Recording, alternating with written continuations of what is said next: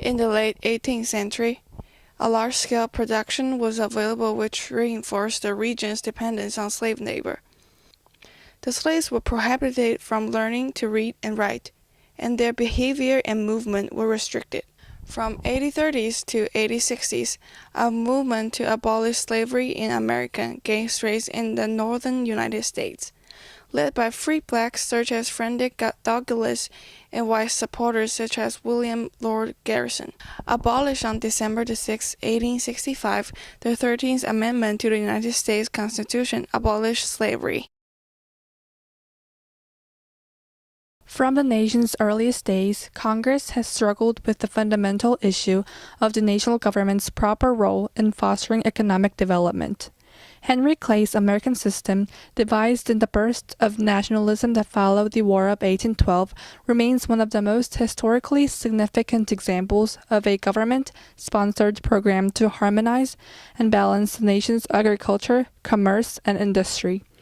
This system consists of three mutually reinforcing parts: a tariff to protect and promote American industry, a national bank to foster commerce, and federal subsidies for roads, canals, and other internal improvements to develop profitable markets for agriculture. It helped reducing dependence on imports and tied together the different sections of the country.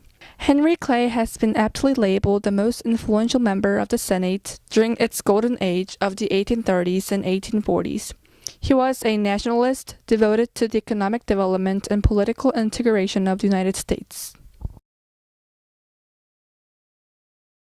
The first commercial electrical telegraph was co-developed by Sir William Cooke and Charles Weston in May 1837. The electric telegraph was one of the first telecommunications technologies of the industrial age. It immediately replaced home pigeons, visual networks, the Pony Express, and railroads. By transmitting information quickly over long distance, the telegraph reduced information costs within and between firms. The War of 1812 and its aftermath brought many rapid dislocations to the young American economy. The Panic of 1819 is considered the nation's first major depression. Such people, notwithstanding, complain about the badness of the time, finding that the trade of buying without paying cannot be continued. James Flint, a traveler from Scotland, commented on the panic in his letter. The Panic of 1819 is caused by mistrusting of the banks, bankers, and paper money. We are under a bank bubble, said Thomas Jefferson 3 years ago. The Second Bank of the United States granted money to speculators, and they used the money to purchase land from the federal government, hoping to sell the land at a higher price to the settlers. The settlers could not afford the price, so the speculators could not sell the land, which means they could not pay the bank. The BUS had to print more paper money to keep things going. Finally, the American people are suffering from the Panic of 1819. Before now, everything has been done manually. Farming and production have been done by individual families. They required a lot of labor force, time, and effort. The very first machine that marked the starting point of the era of Industrial Revolution was the steam engine, invented by James Watt.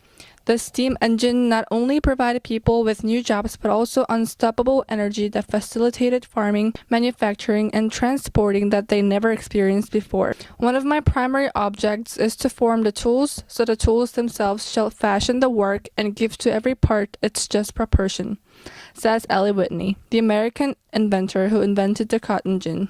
The innovations led the way to revolutionize and advance the society itself, and they are what made today's progress possible.